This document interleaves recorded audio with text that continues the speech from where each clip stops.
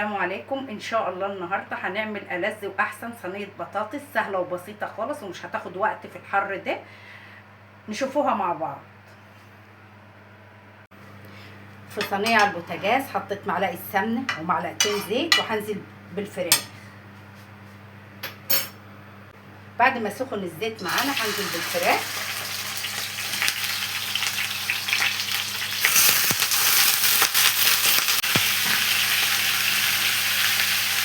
هنشوح الفراخ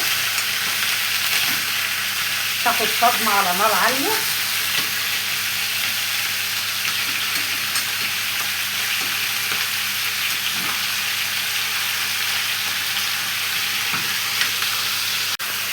وهي بتتشوح الفراخ كده هضيف لها شويه فلفل اسمر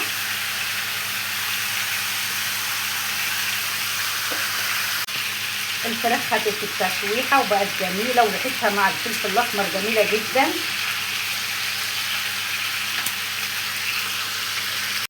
بعد ما شوحت الفراخ هطلعها. انا لسه هدخل الفراخ الفرن، انا كنت بديها صدمه بس.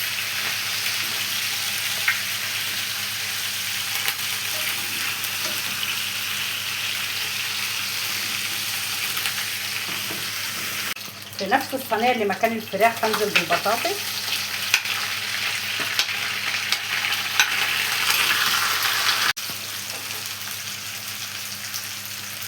بعد ما نزلت بالبطاطس وخدت التشويحه هنزل بالبصل.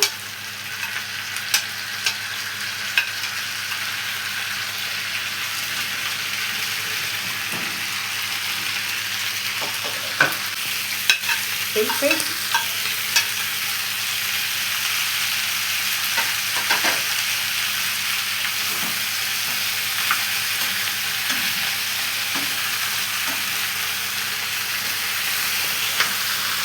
اخر حاجه هنزل بقى الطماطم. ايه رايكم بقى في شكل الخضار كده وعلى بعض كده؟ شكله جميل وريحته تحفه. هنزل عليه بنص البهارات اللي عندي، نص معلقه ثوم ولا رغبه، فلفل اسمر وبابريكا وملح وبهارات فراخ.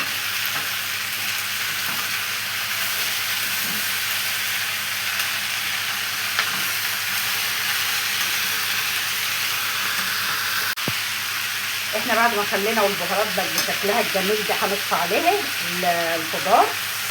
معلش قلت البهارات، الخضار بشكله الجميل ده هنضيف عليه.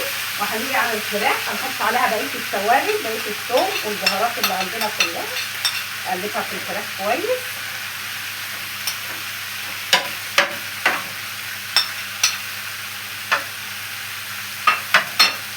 هننزل على الفراخ بالخضار.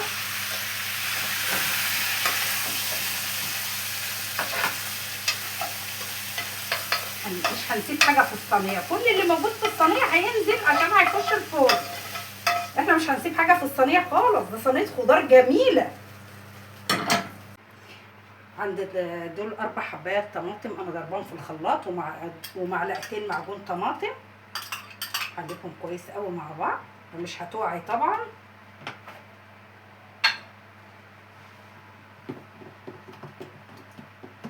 هخلطهم كويس قوي مع بعض. هنسقي بيهم الخضار بالفراخ وندخلها الفرن، ولما تستوي ان شاء الله نشوفوها مع بعض، وان شاء الله تجربوها وتعجبكم ان شاء الله. منديل بس عشان امسح حرف الصينيه ده. احنا هنحط عليها طبعا فلفل قبل ما ندخلها الفرن، منظر جمالي كده. عايزين حاجه يبقى شكلها حلو. ايه رايكم كده؟ شكلها جامد.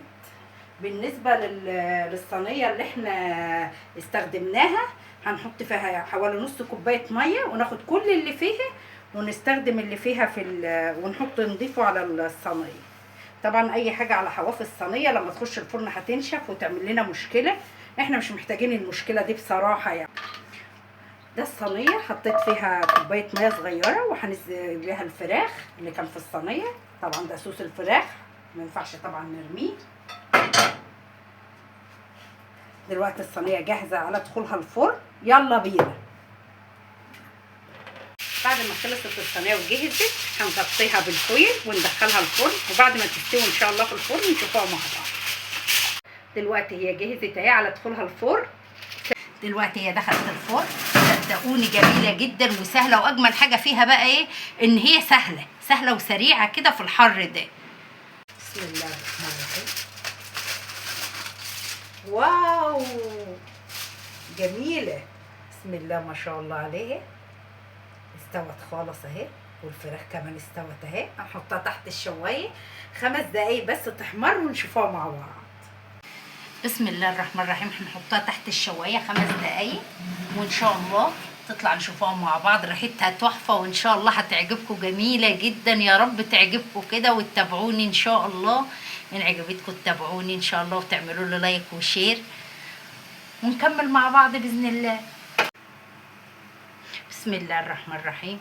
الصينيه بعد ما خرجناها من تحت الشوايه، ايه رايكم فيها؟ جميله بسم الله ما شاء الله، وبسيطه وريحتها وطعمها تحفه. بسم الله الرحمن الرحيم. دي الصينيه بتاعتنا طبعا انتوا شفتوها لما خرجت من الفرن. بسم الله الرحمن الرحيم. شوفوا الحاجه اللي فيها، اللهم صل على النبي. جميله زي الخضار. دي ممكن تاكلها مع رز ابيض او تاكليها مع رز بشعريه او عيش زي ما انت حابه، كلها بعيش. فهي كده جميله خالص ومستويه، وبسم الله ما شاء الله عليها. بصي الفراخ عامله ازاي، فجميله جدا. بألف هنا وشفا اللي هياكل، وما تنسوناش في الاشتراك.